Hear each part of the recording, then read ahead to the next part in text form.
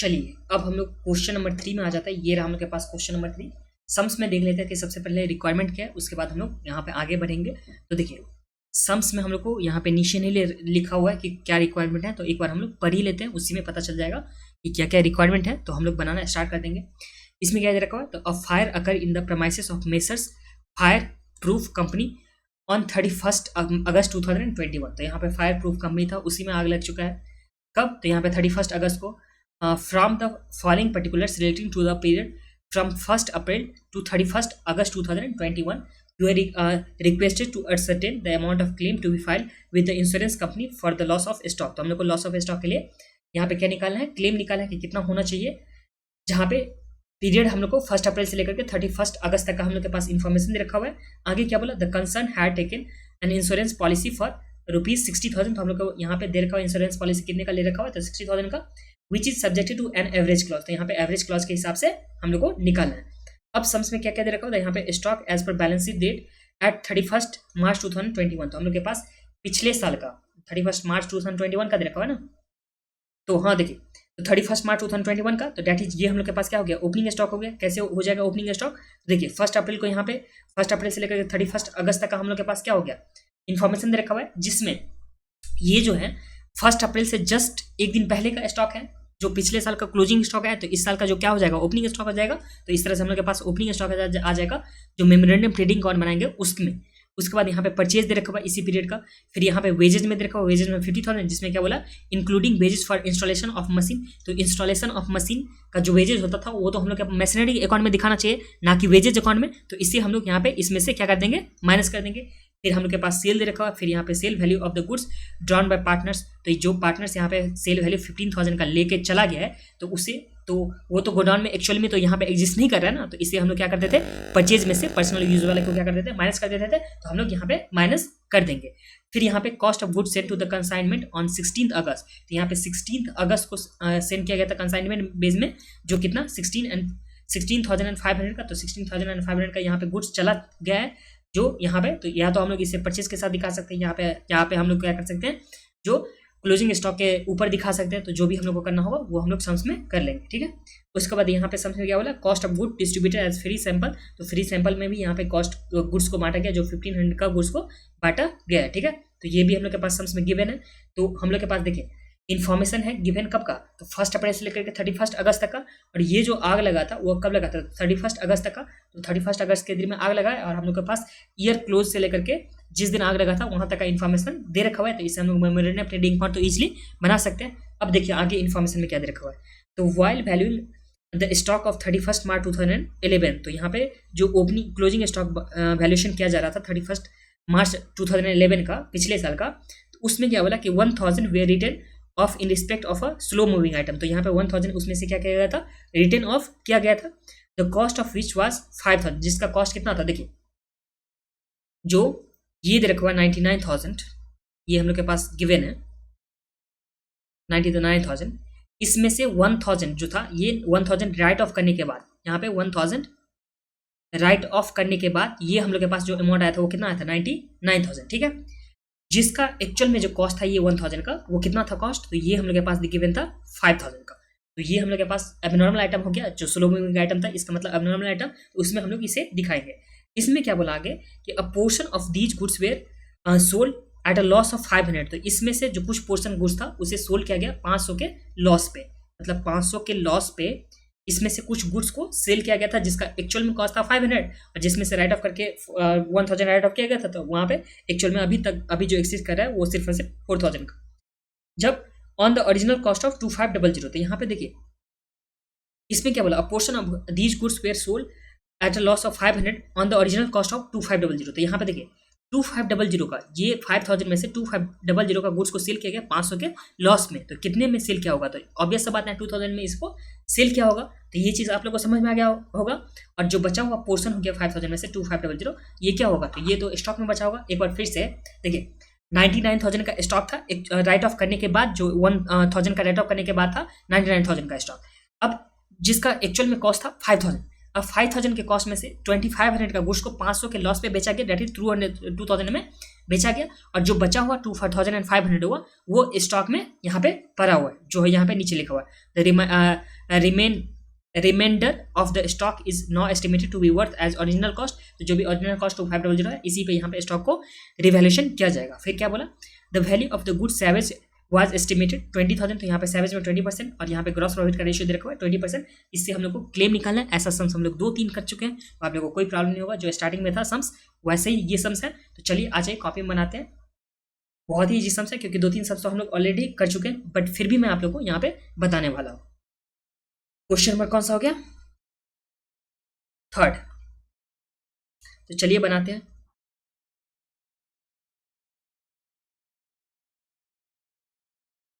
इसमें 3 कॉलम करके हम लोग बनाते थे। एक तो हम लोग के टोटल का कॉलम लिखते थे, एक लिखते थे एबनॉर्मल आइटम का, और यहाँ पे लिखते थे नॉर्मल आइटम का। तो यहाँ पे एक आ जाएगा नॉर्मल का, एक आ जाएगा एबनॉर्मल का, और यहाँ पे हम लोग के पास क्या आ जाएगा, टोटल वाले आइटम का आ जाएगा। और हम लोग ये बना रहे हैं मेमोरेंडम ट्रेडिंग अकाउंट। कब का बना रहे हैं, तो यहाँ पे 1/4/2022 से लेकर के 31 अगस्त 2022 तक का, मतलब आग लगने तक का। इसमें सबसे पहले opening stock to opening stock. अब ध्यान दीजिए, ओपनिंग स्टॉक जो यहाँ पे दे रखा है वो कितने का दे रखा है ओपनिंग स्टॉक, तो यहाँ पे ओपनिंग स्टॉक दे रखा है 99,000, जिसमें 1,000 राउंडिंग ऑफ करने के बाद। अब इसमें देखिए जो कॉस्ट 5 जिसका कॉस्ट कितना था 1000, जिसमें राइटिंग ऑफ किया गया था उसका कॉस्ट कितना था, तो यहाँ इसका कॉस्ट था 5000। जो अब नॉर्मल आइटम में जाएगा वो कितना का आ जाएगा, तो ये हम लोग के पास आ जाएगा 5000 का, और जो नॉर्मल जो हम लोग के पास आ जाएगा वो कितना का आ जाएगा, तो वो आ जाएगा 95,000 का। और यहाँ पे राइटिंग ऑफ करने के बाद रिटर्न ऑफ करने के बाद जो हम लोग के पास था वो कितने का था 99,000 का। अगर राइट ऑफ नहीं करते इस टाइम में तो हम लोग के पास कितने का स्टॉक होता था 1 लाख का होता। अब ये सब बात है, देखिए 99,000 जो हम लोग के पास यहाँ पे स्टॉक है वो राइट ऑफ करने के बाद जो 1,000 राइट ऑफ किए थे, अगर राइट ऑफ नहीं करते तो हम लोग के पास कितना होता, तो 1 लाख का होता। तो टोटल स्टॉक हम लोग के पास कितना आ गया, तो 1 लाख का आ जाएगा। सॉरी 99,000 क्यों लिख दिया मैं इधर, ये आ गया 1 लाख का। अब इसमें से एबनॉर्मल आइटम 5,000 का और 95,000 हम लोग के पास नॉर्मल आइटम होंगे। तो इसमें तो कोई आप लोग को प्रॉब्लम नहीं होना चाहिए। 99,000 था राइट ऑफ करने के बाद, बट राइट ऑफ नहीं करते तो हम लोग के पास इस टाइम में कितना आ जाता, 1 लाख का स्टॉक आ जाता। ठीक है, अब देखिए आगे हम लोग के पास परचेज दे रखा है 1,70,000 का, तो परचेज में हम लोग एडजस्टमेंट करेंगे। देख लेते हैं आगे हम लोग के पास सेल दे रखा है जो कितने का दे रखा है 2,42,000 का। तो चलिए लिखते हैं बाय सेल्स जो कितना है 2,42,000 का। ठीक है, 2,42,000 का सेल हम लोग के पास आ गया। अब देखिए सेल के बारे में हम लोग के पास क्या बोला गया था कि 500 के लॉस पे जिसका कॉस्ट कितना था 2,500, जिसमें 500 के लॉस पे यहाँ पे सेल किया गया। तो एक्चुअल में लॉस कितना में सेल किया होगा, तो 2,000 में। अब ये सब बात है, देखिए 2,500 कॉस्ट था जिसमें से 500 लॉस हो गया, तो कितना में सेल किया होगा 2,000 में ना। तो ये जो हम लोग के पास नॉर्मल आइटम का था उसमें सेल कितने का आ गया 2,000 का। तो बचा हुआ 2,40,000 हम लोग के पास नॉर्मल में सेल का आ जाएगा। तो यहाँ तो अभी आप लोग को कोई प्रॉब्लम होगा। अभी तक में हम लोग ओपनिंग स्टॉक का किया प्लस में हम लोग यहाँ पे सेल का कर चुके हैं। अब ओपनिंग स्टॉक का हो गया, परचेज का मतलब सेल का हो गया। तो अब हम लोग चलिए करते हैं परचेज के बारे में। यहाँ पे 2 परचेज, तो परचेज में देखिए परचेज कितने का दे रखा होता है, यहाँ पे 1,70,000 का परचेज दे रखा हुआ है। तो यहाँ पे मैं लिखता हूँ एक बार के लिए 1,70,000 का हम लोग के पास परचेज दे रखा हुआ है। ठीक है, बट इस परचेज में से 1,70,000 में से जो यहाँ पे 15,000 का वैल्यू है, जो 15,000 का वैल्यू वो पार्टनर लेकर के चला गया। तो ये तो परचेज में एक्चुअल में अब तो नहीं रहा ना, तो 15,000 यहाँ पे पार्टनर लेकर के चला गया। उसके बाद the sale value of the partner यहाँ पे 15,000 यहाँ पे पार्टनर लेकर के चला गया, और 1,500 जो था यहाँ पे कॉस्ट ऑफ गुड्स सोल्ड जिसका 1,500 था वो फ्री सैंपल में इसे बांट दिया गया। तो यहाँ पे 1,500 भी तो नहीं रहा, तो यहाँ पे माइनस कर देंगे हम लोग 1,500 का। अब ध्यान दीजिए ये तो हम लोग के कॉस्ट में दे रखा हुआ है, ये जो हम लोग के पास वैल्यू दे रखा हुआ है कॉस्ट ऑफ ये जो हम लोग के पास cost of goods distributed sample, वो तो हम लोग के पास क्या में दे रखा हुआ था, ये तो हम लोग के पास कॉस्ट में दे रखा हुआ है। बट जो हम लोग के पास यहाँ पे सेल वैल्यू का जो यहाँ पे दे रखा है 5वें नंबर पॉइंट में कि sale value of the goods drawn by the partner, तो यहाँ पे हम लोग का सेल वैल्यू में दे रखा है, ना कि हम लोग का कॉस्ट में दे रखा है जो 15,000 का है। तो ये जो हम लोग 15,000 माइनस करेंगे, तो इसमें तो हम लोग माइनस जो कर दिए तो हम लोग प्रॉफिट के साथ माइनस कर दिए, बट हम लोग को सिर्फ और सिर्फ कॉस्ट का माइनस करना है। तो 15,000 ना माइनस करके हम लोग को क्या माइनस करना होगा, तो 15,000 अगर माइनस कर दे तो 15,000 का माइनस कर दे तो उस टाइम हम लोग को यहाँ पे प्रॉफिट का भी ऐड करना होगा। बट 15,000 ना माइनस करके इसमें हम लोग डायरेक्ट माइनस कर सकते हैं। क्या माइनस कर सकते हैं, तो कुछ और माइनस कर सकते हैं। तो यहाँ पे अगर मैं लिखूँ सही से, तो देखिए परचेज हम लोग के पास कितने का था, तो परचेज हम लोग के पास था 1,70,000 का हम लोग के पास परचेज था। इसमें से जो पार्टनर लेके गया, पार्टनर वो कितने का ले गया, तो पार्टनर यहाँ पे लेके गया 15,000 का, पार्टनर यहाँ पे 15,000 का ले गया, बट 20% प्रॉफिट था। ग्रॉस प्रॉफिट का जो रेट था वो 20% दे रखा होता, तो 20% यहाँ पे बोला, तो average rate of gross profit 20%, तो 20% हम लोग किस चीज़ पे मानेंगे, सेल पे मानेंगे। तो इस पे हम लोग सेल पे जब मान रहे हैं 20%, तो इसमें से हम लोग को माइनस करेंगे 20%, तो ये हम लोग के पास कॉस्ट में आ जाएगा। तो 15,000 का 20% अगर हम लोग माइनस कर देंगे तो हम लोग के पास कितना आ जाएगा, तो 12,000। इसमें से हम लोग माइनस करेंगे 12,000 और फिर से हम लोग माइनस करेंगे जो सैंपल के लिए बांटा गया था, सैंपल ही था ना 1500 का, तो ये भी हम लोग माइनस करेंगे। तो इस तरह से हम लोग के पास जो परचेज का अमाउंट आ जाएगा वो कितना आ जाएगा, तो यहाँ पे 1,70,000, फिर हम लोग माइनस कर दिए 12,000 और फिर माइनस करेंगे 1,500, तो हम लोग के पास कितना आ गया 156,500, 156,500 और यहाँ टोटल में भी कितना आ जाएगा 156,500। तो ये हम लोग के पास परचेज का भी आ गया। आप लोग को समझ में आ गया होगा। परचेज में हम लोग नॉर्मली क्या किया कि जो भी परचेज दे रखा होता उसमें सेल वैल्यू ऑफ पार्टनर दे रखा होता, तो सेल वैल्यू ना करके परचेज वैल्यू पे हम लोग माइनस किए, मतलब कॉस्ट वैल्यू पर, और कॉस्ट ऑफ सैंपल का जो भी था वो भी हम लोग यहाँ पे माइनस कर दिया। ठीक है, तो ये हो गया। अब देखिए आगे क्या दे रखा हुआ है, तो ये हम लोग के पास हो गया। अब हम लोग के पास वेजेस का दे रखा है जो 50,000, तो 50,000 में से जिसमें 3,000 इंक्लूड है मशीन वाला, तो चलिए माइनस करते हैं वेजेस को। तो यहाँ पे 2 वेजेस जो कितने का दे रखा हुआ वेजेस 50,000 का, जिसमें से माइनस करना है 3,000, तो ये आ जाएगा हम लोग के पास 50,000 माइनस 3,000, ये आ जाएगा 47,000 का, और यहाँ भी टोटल में हम लोग के पास आ जाएगा 47,000 का जो आ जाएगा वेजेस। अब वेजेस के बाद हम लोग के पास जो लास्ट दे रखा हुआ वो क्या दे रखा हुआ है हम लोग के पास, कॉस्ट ऑफ गुड्स। तो यहाँ पे हम लोग का कॉस्ट में ही दे रखा हुआ कंसाइनमेंट वाला जो 16,500 का हम लोग के पास दे रखा हुआ है, तो हम लोग यहाँ पे कॉस्ट में ही लिख देंगे by good sent on consignment basis, जो कितना है 16,500, तो यहाँ पे लिख दीजिए 16,500, यहाँ पे 16,500। फिर एक हम लोग के पास ये लॉस वाला अमाउंट था 5,000 का 500 का, तो यहाँ पे लिख देते हैं बाय लॉस 500 का। और तो कुछ नहीं दे रखा हुआ ना, ये हो गया।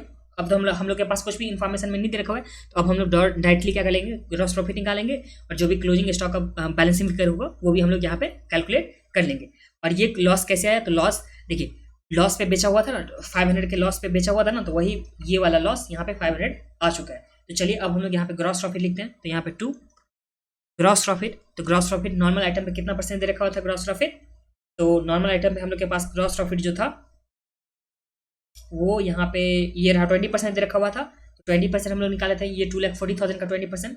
चलिए लिखते हैं कि 2,40,000 का 20%, तो ये आ गया 48,000, तो ये टोटल में भी आ जाएगा 48,000। और ये अब नॉर्मल आइटम का जो था हम लोग के पास वो तो हम लोग यहाँ पे 500 लिख चुके हैं इसका लॉस, तो ये इसी के साथ हम लोग के पास ये हो गया। अब हम लोग इसे क्लोज करेंगे और यहाँ लिखेंगे बाय क्लोजिंग स्टॉक, ये हम लोग के पास क्या आ जाएगा बैलेंसिंग फिगर करके। तो अब हम लोग नॉर्मल वाले आइटम का देख लेते हैं, तो 95,000 प्लस 156,500 प्लस 47,000 प्लस 48,000, ये हम लोग के पास आ गया 346,500। एबनॉर्मल में आ चुका है 5,000, इस साइड पे भी हम लोग टोटल कर लेते हैं 346,500, एबनॉर्मल में आ जाएगा 5,000, और एबनॉर्मल में तो वैसे भी पता था हम लोग के पास कि 2500 का स्टॉक बच चुका है, क्योंकि टोटल था 5,000 का, 5,000 में से 2500 का यहाँ पे गुड्स बेच चुका था 2,000 में, तो हम लोग के पास जो 500 हो गया 2,500 हो गया वो क्लोजिंग स्टॉक का हो गया था। बट इस साइड में नॉर्मल आइटम में कितना हो गया, तो माइनस करेंगे 2,40,000, फिर माइनस करेंगे हम लोग 16,500, तो ये आ गया हम लोग के पास नॉर्मल वाले आइटम में 90,000 का क्लोजिंग स्टॉक। फिर हम लोग टोटल में देखेंगे तो टोटल में हम लोग के पास कितना आ जाएगा, ये आ जाएगा 1 लाख प्लस 156,500 प्लस 47,000 प्लस 48,000, तो ये हम लोग के पास आ गया 351,500 और यहाँ पे आ जाएगा 351,500 और ये टोटल में तो 92,500 हम लोग के पास, ये दोनों को ऐड करने के बाद ये टोटल में स्टॉक आ जाएगा।